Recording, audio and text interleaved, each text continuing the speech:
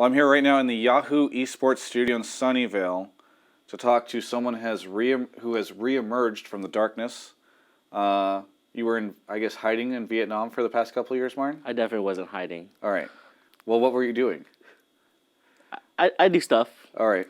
You know. Just been busy in Vietnam? Definitely. Just doing family stuff. All right.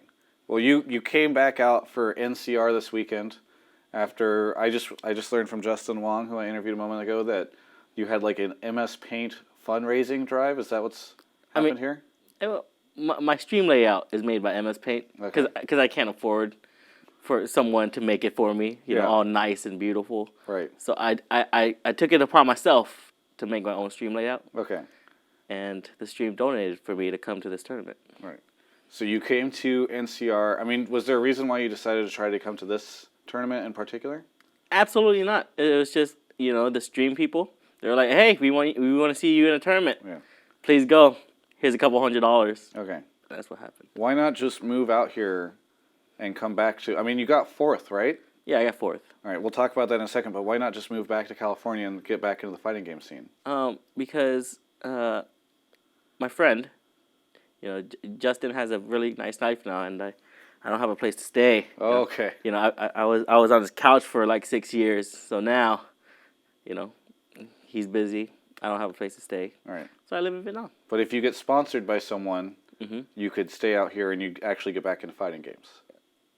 If they had like a house for me to stay in. Well, presumably they'd give you a sponsorship that would allow you to like pay your rent, right? Hopefully. All right. Well, we'll see. Who knows? Okay, so you went to NCR and you got fourth, which I was under the understanding that ahead of the tournament you just kept getting bodied a ton when you were practicing against people. Is this true? Yes, I actually never won a set against anybody for a whole week. Okay. And then you go fourth and like slay a bunch of actually quite good fighting game professionals. Yes. How did that happen? I absolutely do not know. Okay. But we're going to presume that I'm the greatest player alive. Yeah. And, when it comes to tournament time, I'm the greatest. All right. Well, you're the fourth greatest because you got fourth, right? Yeah. Okay. All right. You're right. So the fourth greatest player of all time. Fourth place. Yep. Okay, because do you remember that right before the start of the event you messaged me and you said, Travis, get that Yahoo front page ready for when I win NCR next weekend? Yes. That was fake confidence. Okay.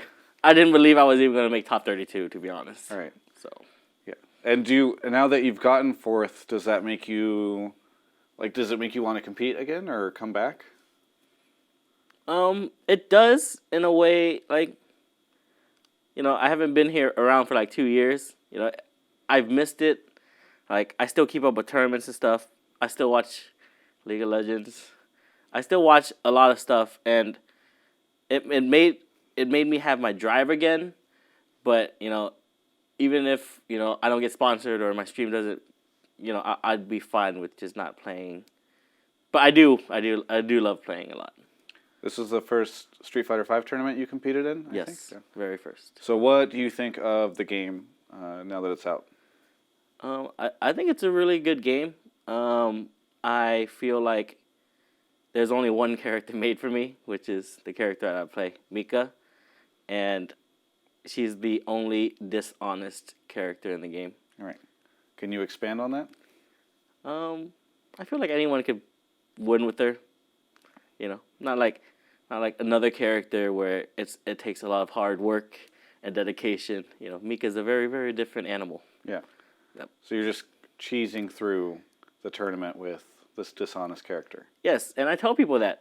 I've always told people that I feel like she's a very bad character, but for the next month or two, she's going to be very, very good because people haven't figured her out yet. All right. So you should just try to play in any competition you can find in the next month or two because then they'll figure her out and then you're... Well, the plan was to come here and cheese my way to first so I wouldn't have to go to another tournament till Capcom Pro Tour in December. All right. But I kind of messed that up. Would that have been smart though to win this one tournament and then not do anything until December? That was the plan. But wouldn't you have then sucked at the December tournament? No, because I would still be playing the game and practicing. All right. I feel like it's really useful to go to tournaments, don't you? I think it is very useful. All The right. experience is nice.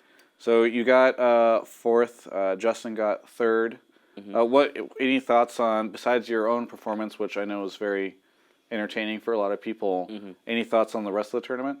I feel like if Justin wasn't there to block me, I feel like I had a very good chance of winning. All right. So what do you think of, because you've been gone since, we were talking a little bit before the interview, 2014, EVO 2014. Esports now, this big thing. You got big companies covering it. You got big companies sponsoring it. A lot of money coming in the scene. Why, and people can argue about fighting games being esports or not, right? But, I mean, I got to imagine for you there's at least a little bit of interest in getting back involved in all this stuff, because for a while you were an esports businessman as well as a competitor. Yeah, I mean, it's kind of overwhelming, isn't it? Like, it kind of grew so big in the past 2 years. I didn't expect fighting games to really shoot to the top or anything to, like, really much happen, because I've been playing fighting games for, like, 16 years now. And those 14 years, it was kind of just like, oh, there's not much going on. It's just,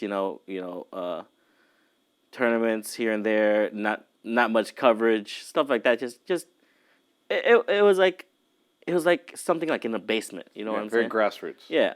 So I didn't expect much, and then I saw this, and I was just like, I might come back, and that's what happened. Now, you said it's like 14 years that you competed out of the 16. Yeah. Last 2 years off. Yeah. Do you think that there's any correlation between the fact that you leave the scene and suddenly it grows dramatically and has a lot of success over those 2 years? Absolutely not. Okay. I mean, I was just checking. I don't know why would you even... Nope. I mean, because it's just interesting, right? That it's like 14 years of okay, and then you leave and suddenly it has like the best 2 years it's ever had? Okay, it might have had the best 2 years. Yeah. But it's also the most boring 2 years. Oh, okay. Why is that? Because I'm not there. Right. Okay. Good to know.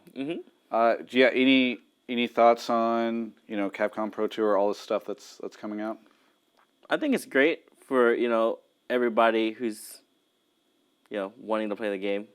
Everyone new, everyone old. It's great. I feel like it's good. I feel like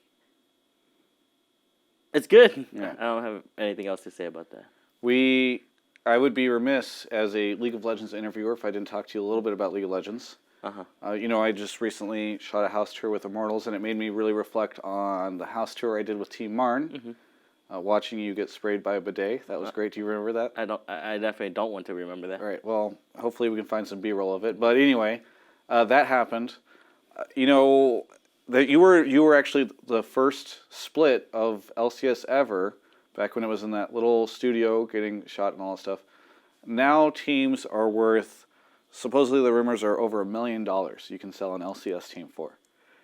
I feel like your face is getting a little bit more annoyed. Is there a bit of a remorse from you that you're not still in the game or still owning an LCS team?